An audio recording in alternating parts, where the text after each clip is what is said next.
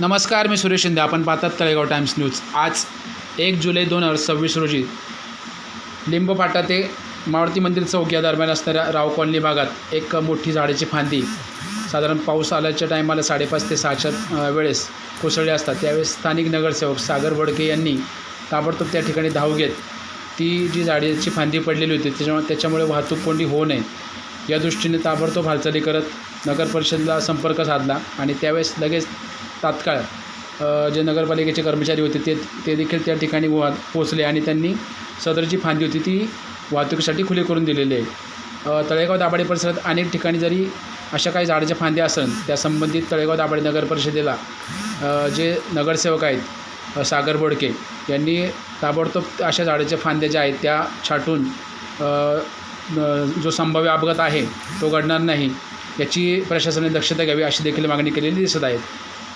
धन्यवाद.